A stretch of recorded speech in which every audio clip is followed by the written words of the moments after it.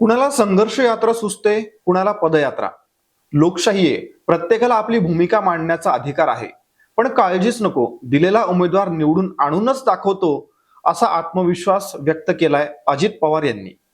मागच्या काही दिवसांपासून रोहित पवारांची संघर्ष यात्रा सुरू झालेली आहे. आता शिरूरचे खासदार अमोल कोल्हे शेतकरी पदयात्रा काढतायत. त्याला शेतकरी आक्रोश मोर्चा असंही त्यांनी नाव दिलंय. त्यावरून अमोल कोल्हेंचा अजित पवारांनी धसका घेतलाय की काय, अशी चर्चा सुरू झाली आहे. अमोल कोल्हेंना पाडणारच असा प्रण अजित पवार यांनी केलाय, जसा त्यांनी 2019ला विजय शिवतारेंना पाडण्यासाठी केला होता. अर्थात त्यावेळची परिस्थिती पूर्ण वेगळी होती. अजित पवारांच्या विधानाला कोल्हेंनी देखील उत्तर दिलंय. त्यावरून अजित पवारांनी पुन्हा त्यांना लक्ष केलं. हा वाद आता लोकसभा निवडणुकीपर्यंत राहणार की काय, अशी चर्चा सुरू झाली आहे. काय आहे हा संपूर्ण वाद, नजर टाकूयात. त्यासाठी हा व्हिडिओ पूर्ण पहा.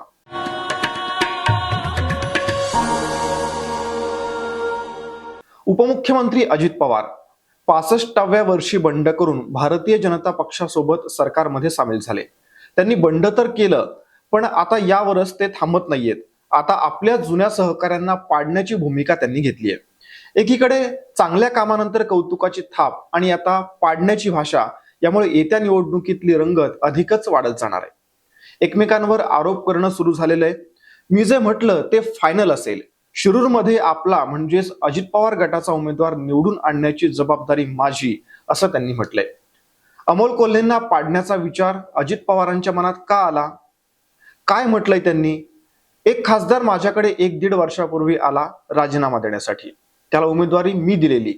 त्या खासदाराला निवडून आणण्यासाठी जीवाचं रान केलं. पण मधल्या काळात ते 6ही विधानसभा मतदारसंघात फिरकत नव्हते. त्यांनी पूर्णपणे दुर्लक्ष केलं होतं. त्यावेळी त्यांनी मला आणि त्यावेळेचे वरिष्ठ म्हणजे शरद पवार यांना राजीनाम्याविषयी सांगितलं होतं. मी एक कलावंत आहे, माझ्या सिनेमावर परिणाम होतोय, म्हणजेच अमोल कोल्हे आपल्या मतदारसंघात काम करत नाहीत, असंच अजित पवारांना म्हणायचंय. एवढंच नाही तर हडपसर मांजरी या कोल्हेंच्या मतदारसंघातल्या विकास कामांच्या पाहणीमध्ये देखील अजित पवार दिसून आले. त्यामुळे त्यांनी कोल्हेंना पाडण्याचा निश्चयच केल्याचं बोललं जातंय. संघर्ष यात्रा सुस्ती, कोणाला पदयात्रा सुटली सुस्ती, चालायचं. इथं दिलेला उमेदवार मी आज तुला सांगतो की निवडूनच आणून दाखव. एकीकडे अजित पवार अमोल कोल्हेंवर शाब्दिक हल्ले करतायत, तर अमोल कोल्हेही त्यांना उत्तर देताना दिसतायत. अजित पवार मोठे नेते आहेत, त्यामुळे त्यांच्यावर काउंटर रिॲक्शन देणं माझ्यासारख्या लहान नेत्याला शोभणारं नाहीये. त्यांच्याबद्दल कायमच आदर आहे. व्यक्ती म्हणून तो आदर कायम राहील. मी 2019ला जिथं होतो आताही तिथंच आहे. त्यांची राजकीय भूमिका मात्र बदलली आहे, पण तरीही त्यांना भेटून याबद्दल नक्की बोलेल, असं अमोल कोल्हे म्हणाले. सोबतच बात निकली है तो दूर तक जाएगी, असा सूचक इशाराही त्यांनी दिलाय. अहो, मी खूप सर्वसामान्य मध्यमवर्गीय कुटुंबातला व्यक्ती आहे. त्यामुळे इतक्या मोठ्या नेत्यांनी मला आव्हान देणं हा मी माझा गौरवच समजेल ना. आणि त्यामुळे आमचे दादा नेते होते आणि त्यामुळे त्यांच्यावर काउंटर रिॲक्शन देणं हे माझ्यासारख्या लहान कार्यकर्त्याला शोभणार नाही. त्यांच्याविषयी कायमच एक आदर मनात आहे आणि तो तसाच व्यक्ती म्हणून हा आदर राहील. राजकीय भूमिका आता बदलल्यामुळे दादांचं तसं काही विधान असेल तर मी स्वतः त्यांना भेटून हे समजून घेईल त्यांच्या काय. हे बघा, ते असं म्हणतात ना, बात निकली आहे तो दूर तक जाएगी.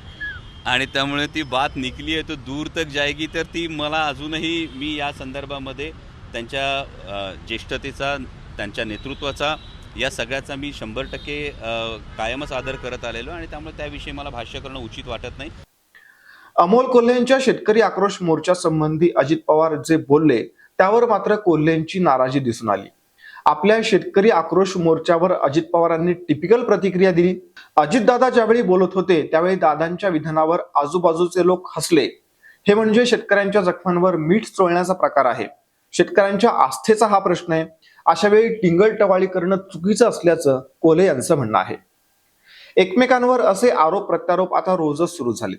ज्या शिरूर मतदारसंघासाठी हा खटाटोप सुरू झालाय तिथलं राजकीय गणित थोडक्यात पाहूया. शिरूर मतदारसंघाचं 2019 आणि 2014 मध्ये शिवाजीराव आढळराव यांनी शिवसेनेतर्फे प्रतिनिधित्व केलं. 2019ला राष्ट्रवादीकडून अमोल कोल्हे या मतदारसंघातून विजयी झाले. आताची म्हणजेच येत्या 2024 ची परिस्थिती वेगळी असणार आहे. शिवाजीराव आढळराव शिंदेच्या शिवसेनेसोबत आहेत, तर तिकडे अजित पवार गटाचे विलास लांडे यांना शिरूरची उमेदवारी मिळणार का याविषयीच्या चर्चा सुरू झालेल्या आहेत. अमोल कोल्हे शरद पवारांच्या राष्ट्रवादीकडून उमेदवार असण्याची शक्यता वर्तवली जाते. महायुतीच्या जागा वाटपात ही जागा शिंदे गटाला जाणार की अजित पवार गटाला, हे मात्र येत्या काळात स्पष्ट होईल.